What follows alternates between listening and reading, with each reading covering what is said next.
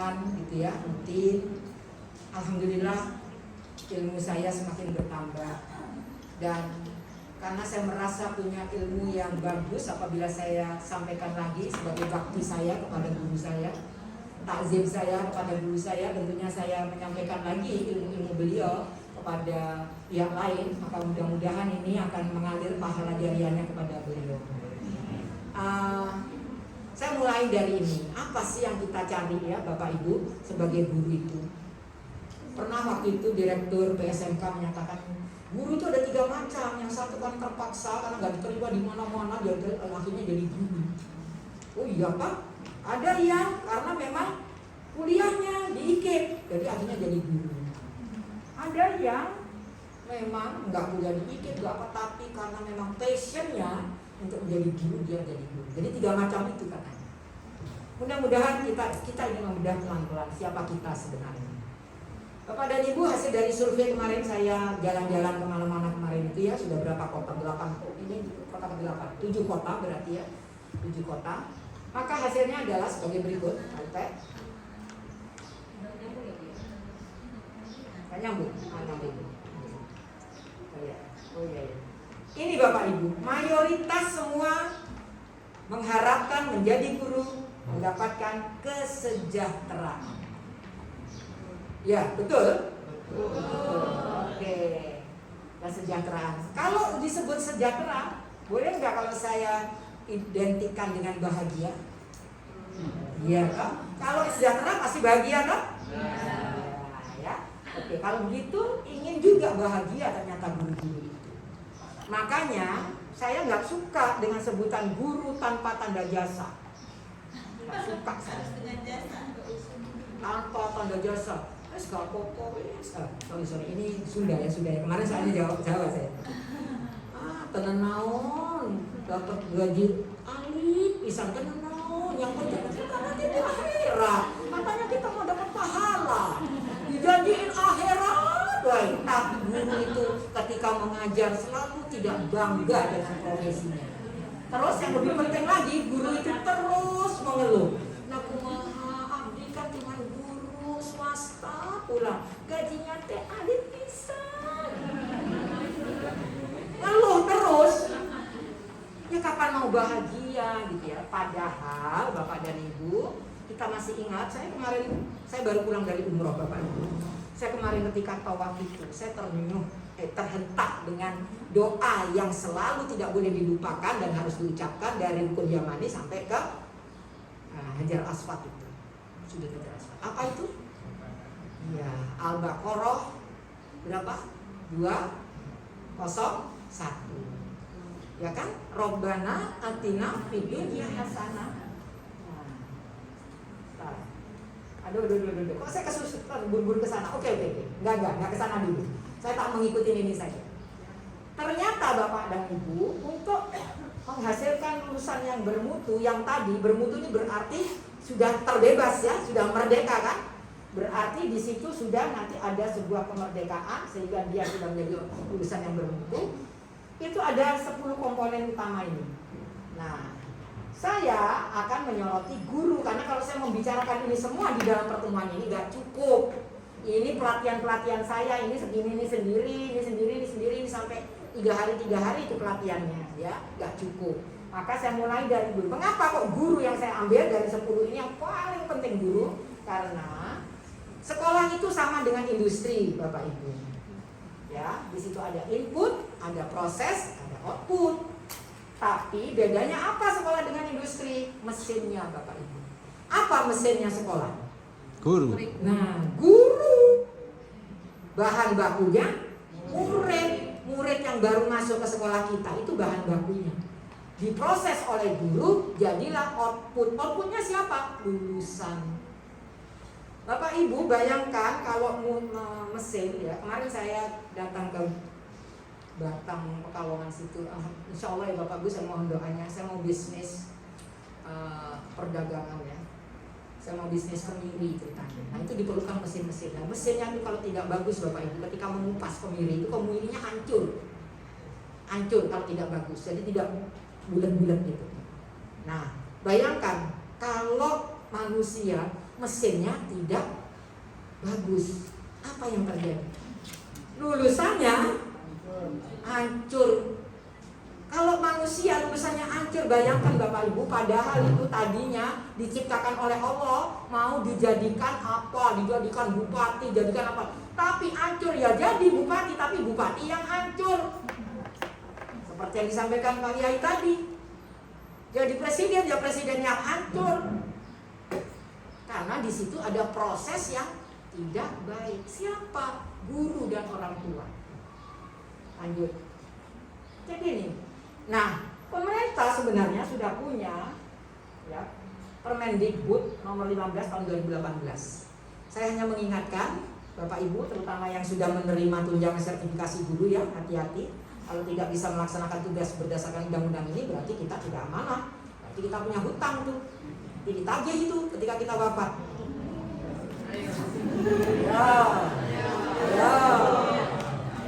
Oke ya. Sebentar. Ya, sebentar ya. Apa saja itu tugasnya? Ada 7 Bapak Ibu. Tapi kebanyakan saya lihat ya, mari kita kupas. Sudahkah kita mengajar? Sudah. Meskipun nggak tahu gimana caranya gitu ya.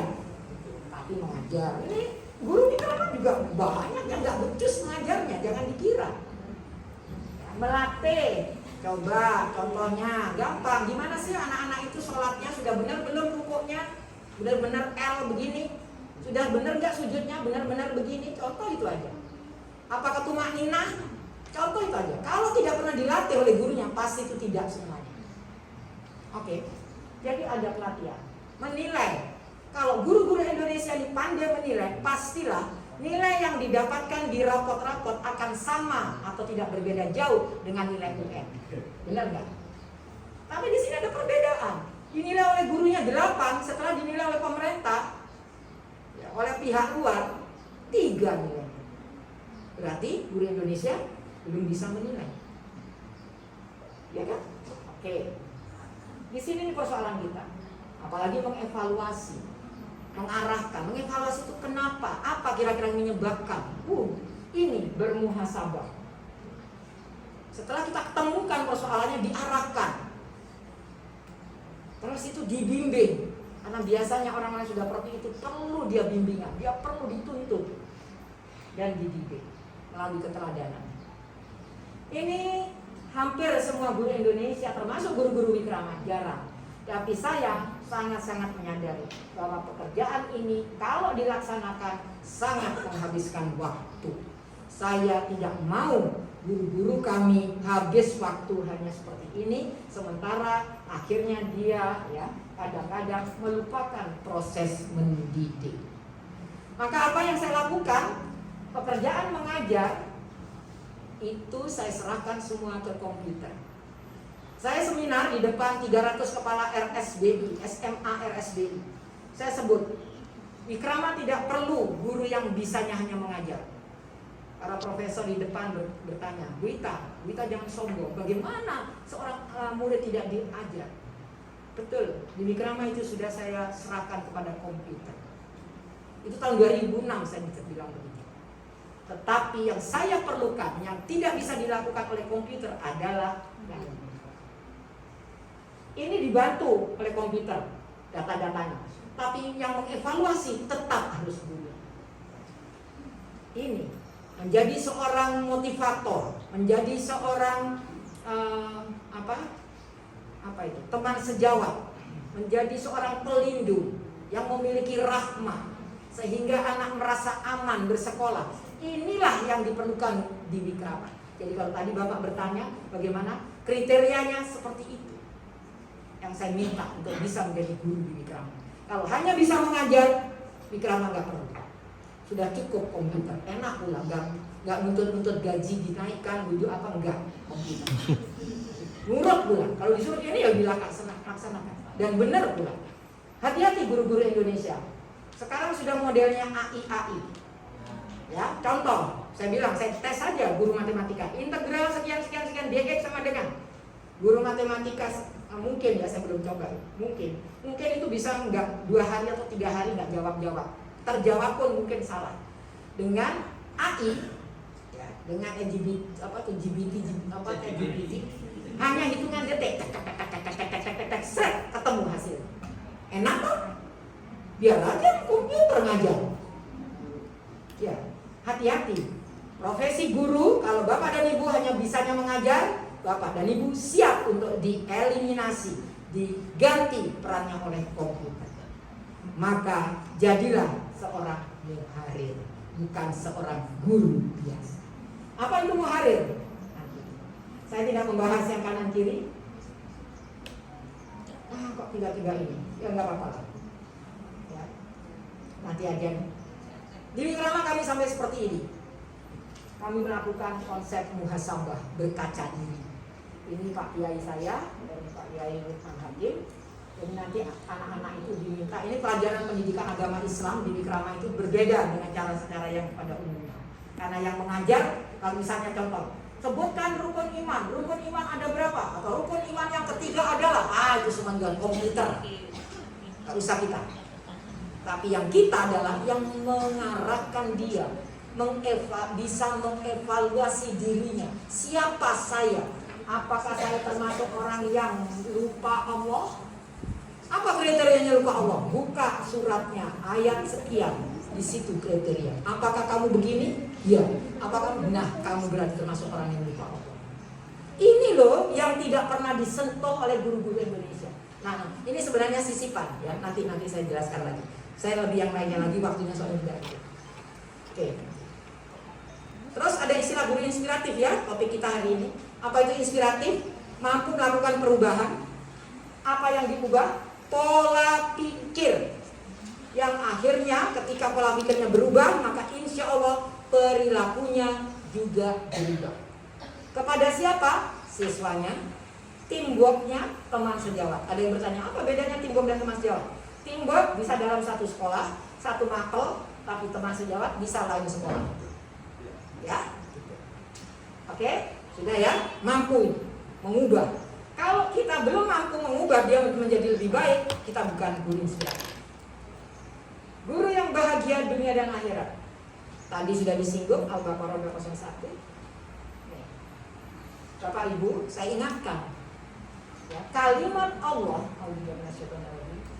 di sini dihubungkan oleh wawunya huruf atof. Bapak Ibu masih lebih tahu dari saya apa itu huruf atof. Maka dua kalimat yang dihubungkan ini tidak boleh dipisahkan. Jadi nggak ada istilahnya jadi guru gak apa-apa, susah-susah di dunia nanti kan di akhiratnya bahagia, kan dapat apa? Nggak ada itu. Allah ini sudah nggak ada. Ya, jadi kita harus bahagia jadi guru di dunia ini. Ini saya itu bahagia banget jadi guru. Senang sekali saya jadi guru. Kemana-mana saya dulu itu selalu cerita Wikrama, cerita murid-murid saya yang luar biasa itu, yang lemah lembut dari segalanya. Tapi saya semakin senang ketika murid-murid saya semakin lemah lembut. Artinya apa? Saya bilang ke guru-guru saya, artinya kita diberi peluang yang sebesar-besarnya oleh Allah untuk bisa mendapatkan kenikmatan baik di dunia maupun di akhirat. Benar enggak? Cuman modal perkalian aja kita sudah mau mengubah, bisa mampu mengubah, dan itu janji Allah. Kalau bisa mengubah itu berarti muharir, dan Allah berjanji dalam Al-Quran. Sebentar, belum, tahan dulu. Gimana itu? Tahan dulu ya. Kita kesini dulu. Bahagia dunia menurut Al-Quran. Kalimat Allah banyak bertebar di ayat-ayat ini. Ternyata kita harus sehat fisik dan jiwa. Saya 64 tahun, pulang umroh, berhenti 2 hari, langsung berangkat Jawa Timur, keliling sini. Ada ketika umroh Pak, saya setiap hari umroh terus di sana itu. Ya. Umur 64 tahun, empedu sudah tidak ada, usus saya sudah dipotong-potong. Usus halus saya ini sudah dipotong-potong, usus buntu saya sudah dipotong, empedu sudah tidak punya. Ya. Tapi alhamdulillah. Mengapa saya bisa begini? Insya Allah karena jiwa saya tidak sakit. Saya optimis bahwa saya sebenarnya sehat.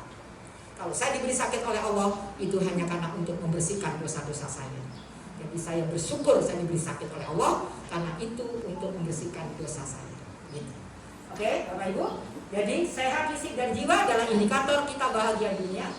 Keuangan kemampuan cukup. Makanya tadi kalau ada guru yang gajinya di bawah UMR, ya itu artinya guru itu tidak bisa menjadi seorang muzaki, gitu kan?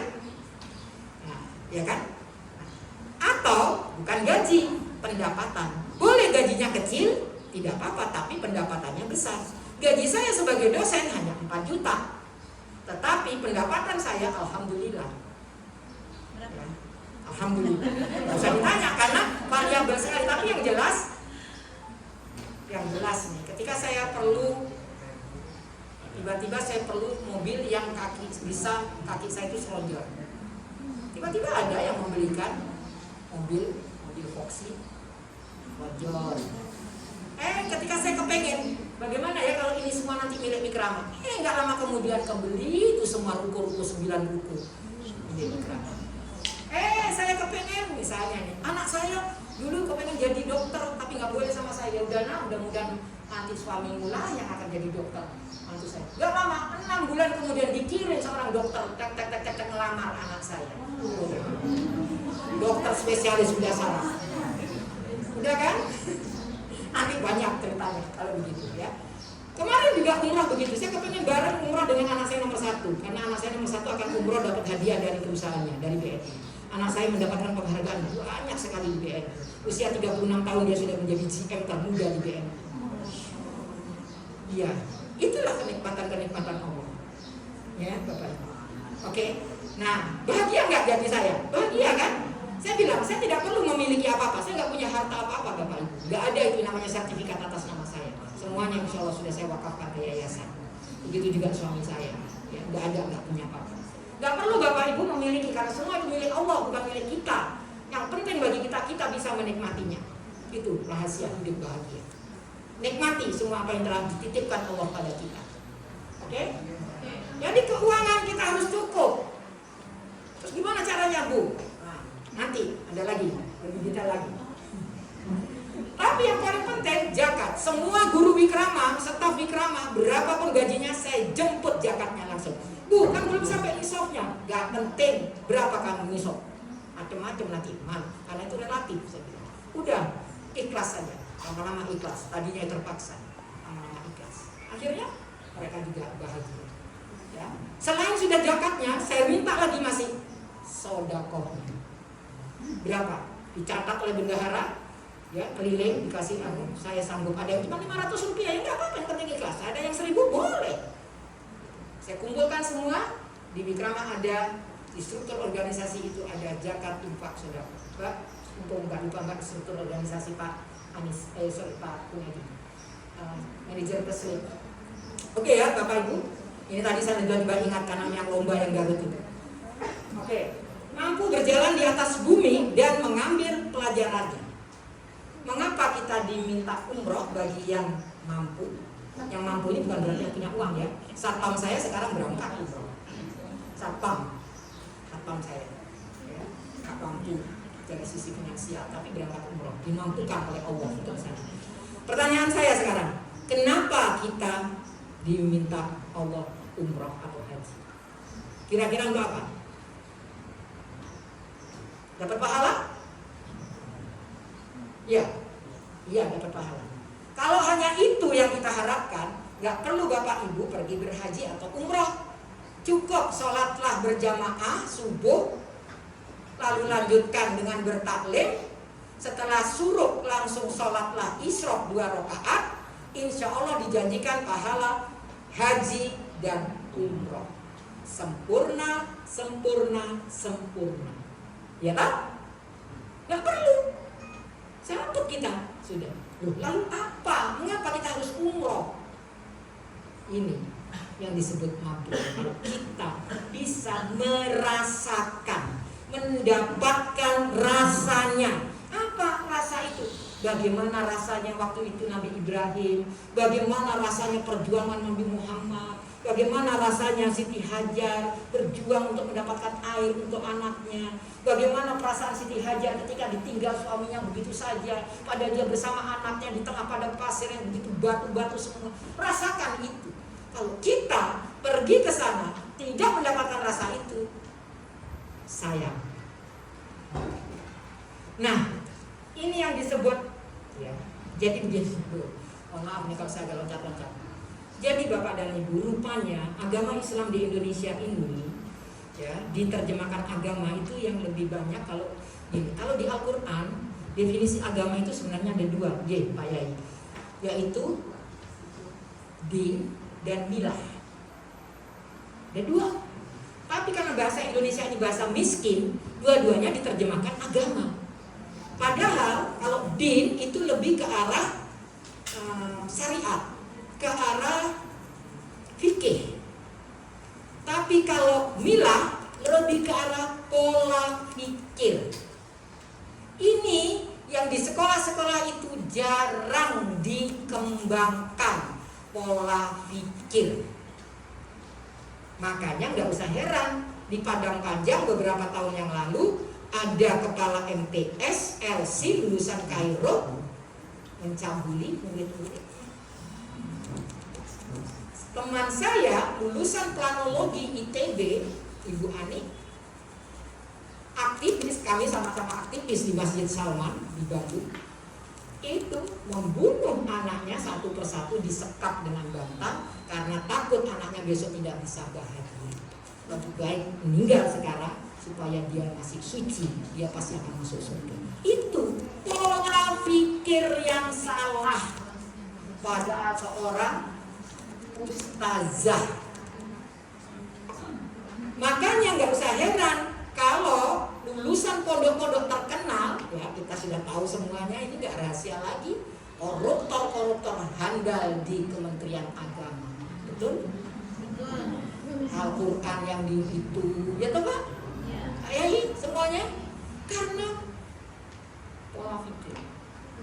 Ketika saya mau menaruh anak bungsu saya ke pondok, itu semua teman-teman saya nyidang saya.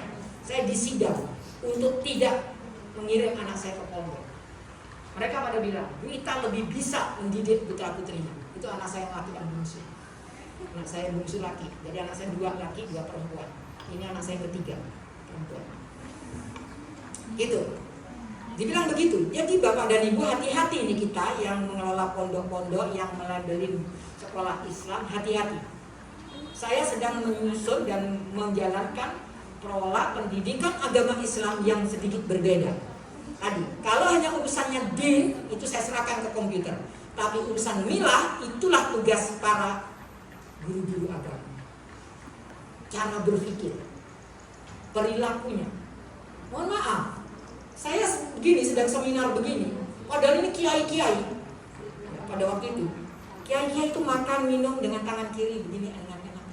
Saya langsung dek gitu, lihat situasi itu saya langsung dek, karena saya sudah terbiasa sensitif dengan hal-hal yang kurang benar.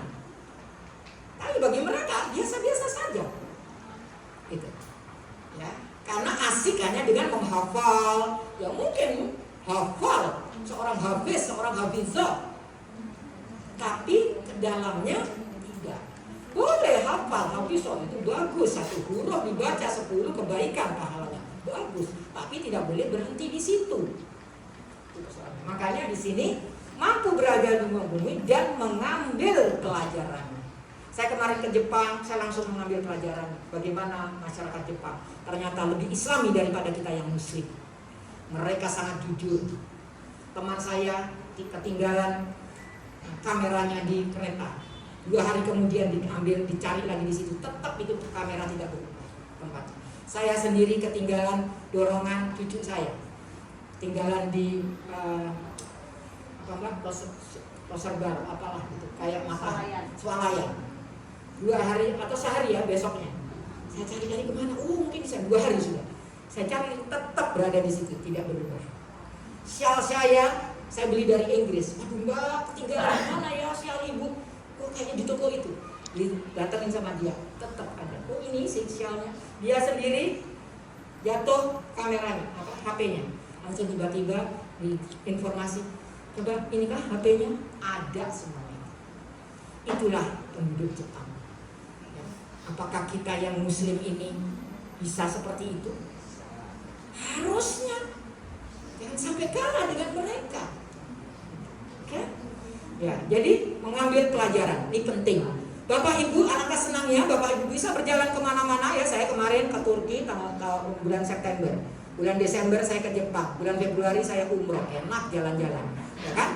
Tapi di situ mengambil pelajaran. Ya sekarang saya tur dari Jawa Timur, saya ambil pelajaran masing-masing sekolah saya lihat. Oh ini ya, kelebihannya sekolah ini. Saya belajar dari kelebihan sekolah-sekolah itu. Saya tes langsung Pak Kun ini. Pak Kun, coba sebutkan apa kelebihannya SMK ini tadi. Gitu saya. Makanya dia saya ajak. Apa kelebihannya, cara berpikirnya kepala sekolahnya. Gitu. Jadi jalan-jalan boleh, tapi bukan jalan-jalan sembarang jalan-jalan. Jalan-jalanlah sambil mengambil pelajaran. Apa pengertian mengambil pelajaran? Ya itu tadi, evaluasi, muhasabah. Oke ya, keluarga yang bahagia. Di sini pengertian keluarga tidak hanya keluarga kecil kita saja, tetapi juga keluarga dalam satu lembaga. Bayangkan Bapak dan Ibu, kalau di dalam satu sekolah, di antara bahkan ini ada terjadi. Guru saya dulu, ya, zaman dulu guru saya ada yang kadang-kadang ngajar di sekolah lain. Zaman dulu, sekarang sudah tidak ada. Semua sekarang mengajar di Wikrama 100%. Ya. Saya nggak mau guru itu mengajar di luar. Itu bisa saling nggak ketemu. Jadi gini, dia diangkat ketemu seorang itu terus ngobrol-ngobrol dari mana, kerja di mana gitu. Ternyata sama-sama mengajar di sebuah sekolah, tapi nggak pernah ketemu. Itu ya, jangan sampai. Tapi ciptakanlah keluarga yang bahagia dalam satu sekolah, saling memaafkan, saling menasihati dalam kebaikan, saling memberi nasihat, saling mendoakan. Ya, itu penting. Ya. Kalau kita bisa begitu, maka kita akan melihat wajah-wajah yang qurrata ayun. Ciptakan di lingkungan-lingkungan lembaga Bapak Ibu semuanya sebuah lembaga yang qurrata ayun. Keluarga Bapak dan Ibu juga keluarga yang qurrata ayun. Ya. Berikutnya, ilmu dan amal yang benar serta mendalam. Apa artinya? Kita bagi mereka yang selalu menuntut ilmu, itulah orang yang bahagia. Jadi jangan pernah menyerah. Aku kan wis hafiz, aku seorang hafizoh, masa masih disuruh belajar lagi gini gitu. Jangan pernah berhenti untuk menambah ilmu. Ya, ini pesan di Al-A'raf ayat 5. Baik, Bapak Ibu nanti silakan, monggo ini dibuka nanti ya, silakan dibuka surat-suratnya, ayat-ayatnya. Tapi saya akan lanjutkan. Jadi coba Bapak Ibu saya melakukan survei lagi. Ternyata ini loh yang menyebabkan kita itu kurang bahagia. Kurang bersyukur katanya. Ya.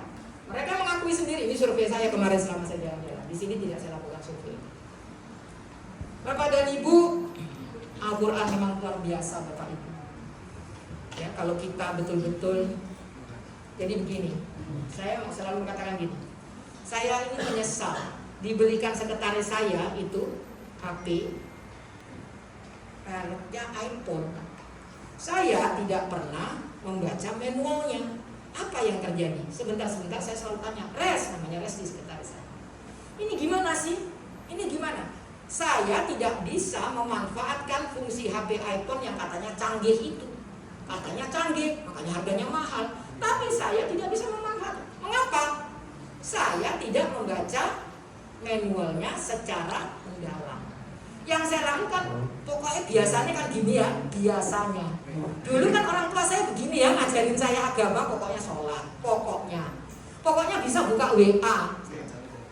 Jadi kalau kita ini dalam menjalani kehidupan yang luar biasa indahnya ini, yang sebuah kenikmatan luar biasa yang diberikan Allah kepada kita, tanpa kita mempelajari manualnya, hanya sekedar membaca sebagai qiraah saja, maka kita tidak bisa memaksimalkan hidup kita dengan baik. Itu setuju nggak? Ya seperti HP saya tadi. Gitu. Kita. Nah, ternyata ya, menurut kajian Ustadz Doni ini yang saya ikuti, kurikulum untuk kita supaya bahagia itu ada dua macam. Kurikulum kebahagiaan yang menyebabkan kita bahagia, dan kurikulum ketidakbahagiaan yang membuat kita menjadi nggak bahagia. Apa itu kebahagiaannya? Ini Bapak, doa Nabi Ibrahim. Ya, jadi ketika kami kemarin itu habis sholat di sholat setelah tawaf itu kan sholat di belakang makom Ibrahim itu, Yang saya bayangkan, ya Allah, doa-doa Nabi Ibrahim. Nabi Ibrahim nggak mikirin dirinya sendiri, tapi beliau berdoa untuk diutus seorang Rasul yang kemudian beberapa ratus tahun kemudian dikabulkan Allah dengan dihadirkannya Rasulullah Nabi Muhammad SAW. Ya, terus apa harapannya? Membacakan ayat-ayat Allah.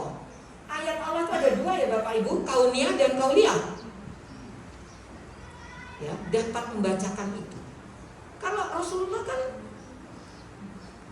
buta huruf. Jadi pengertian membaca jangan letterlock ya, diartikan letterlock gitu. Ya, dalam hal ini. Oke. Terus, nah ini ada kata. Di dalam Al-Quran itu katanya urutan ini menjadi penting. Ya, disebut di awal itu berarti lebih prioritas. Menyucikan jiwa itu disebut di belakang. Ya, pertama mengajarkan ayat, kedua mengajarkan kitab. Kitab itu berarti hukum. Berikutnya hikmah. Hikmah itu adalah kebijaksanaan, tata cara. Makanya Rasulullah diharapkan gerak-geriknya apapun itu adalah contoh real. Nah, ini hikmah. Tapi permintaan Nabi Ibrahim ini dijawab oleh Allah. Ya, urutannya dibalik. Menyucikan jiwa tidak di akhir. Dijawab oleh Allah beberapa tahun kemudian, gak langsung. Ini. Yang tadinya begini, Al-Baqarah 129 berubah menjadi nih, nomor 2. Jadi apa? Ternyata menyucikan jiwa ini sangat penting. Inilah nomor 1 dan nomor 2. Inilah yang disebut agama itu dengan milah. Yang 3 ini disebut di Al-Quran din. Coba nanti diam dikaji. Ketika urusannya seperti ini, din disebut. Tapi ketika urusannya menyangkut pola pikir, milah. Jadi menyucikan jiwa ini kaitannya dengan pola pikir. Bersyukur saya punya pola pikir yang pada waktu itu ketika saya mengatakan saya mau bikin sekolah, semua orang bilang gak mungkin. Saya punya pola pikir yang agak berbeda. Saya bilang selama Allah itu mengabulkan, pasti terjadi. Untung saya punya pola pikir begitu. Itu yang membedakan saya dengan orang lain dalam hal ini. Jadi pola pikir ini penting. Nah, ternyata ini kan saya baru dapatkan ini karena saya mengaji yang seperti begini ini Bapak Ibu baru beberapa tahun ini. Sementara yang tadi itu yang saya 5 karakter utama, 1 tadi suci, bersih jiwanya itu sudah saya dapatkan sejak tahun 96-an itu enggak 2000-an, 2004. Di seminar saya di 2004 itu saya sudah nyebut itu. Ada saya belum tahu ini. Saya tadi kan suci jiwa kan tadi. Ya, oke. Jadi penting. Orang-orang di sekitar Wikrama yang sekarang bertahan itu begitu. Pikirannya itu lurus-lurus saja. Nggak neko-neko kamu. Nggak ada istilah nanti terus begini, terus gimana, nanti begini, nanti nggak ada itu. Nggak ada. Kami lurus saja, pokoknya kami melangkah dan melangkah. Itu aja udah, lurus saja. Ternyata itulah yang membuat kami menjadi bahagia. Oke Bapak Ibu, mari kita lanjutkan. Jadi penting suci jiwa. Pola pikir kita itu penting. Pola pikir yang benar menurut Al-Quran. Ya, ini yang harus kita kaji lebih dalam lagi. Gimana pola pikir yang menurut Al-Quran yang benar itu. Oke. Ada kurikulum ketidakbahagiaan. Jadi nanti kalau Bapak dan Ibu berkesempatan ke Jabal Rahmah, jangan hanya melihat tubuhnya terus cinta-cintaan, tapi di sini kita harus mulai mengingat bahwa Nabi Adam dan Hawa itu pernah ditipu oleh iblis sehingga ya begitu diturunkan dari surga ke dunia karena sifat iblis itu begini. Dan Allah berjanji bagi kita ini yang memiliki sifat-sifat iblis begini dijamin tidak masuk surga. Silakan dibaca. Takabur. Negara-negara Skandinavia Bapak Ibu punya value yang disebut dengan law of Janteloven. Janteloven bahasa Denmark. Ternyata Bapak dan Ibu, apa itu Janteloven? Anti takabur. Terus bagaimana negara-negara itu kesejahteraannya di dunia naik paling atas. Pendidikannya Finlandia terbaik di dunia. Kenapa? Memiliki, jangan kira kamu itu istimewa. Jangan kira kamu itu istimewa. Karena saya tidak mengira bahwa saya istimewa, maka saya harus melayani orang-orang di sekitar saya. Sehingga muncullah saya selalu mengatakan, aku ada, lingkunganku bahagia. Jangan sampai gara-gara ada Itasia, maka Pak Bon, kalau orang bilang di sekolah-sekolah itu ada namanya Pak Bon, ya ada ya Bapak Ibu. Office boy itu loh. Sibuk ngeladenin kita, sibuk mencuci piring makan kita, bekas minum kita. Bayangkan kalau kita jadi mereka. Saya tidak mau. Di Wikrama tidak ada yang seperti itu. Semua belajar untuk menjadi seorang pelayan yang siap memuaskan dan membahagiakan orang-orang di sekitarnya. Ini penting. Jangan kira kamu itu sebaik kami sehingga merasa paling baik. Kamu apa-apa salah kamu, saya yang paling baik, saya paling benar, kamu salah. Jangan kira kamu lebih pintar daripada kami. Jangan kira saya lebih pintar daripada Bapak dan Ibu. Makanya saya tadi mohon izin Bapak dan Ibu, saya yakin Bapak dan Ibu pasti ahli untuk membaca bacaan Al-Quran, membaca dengan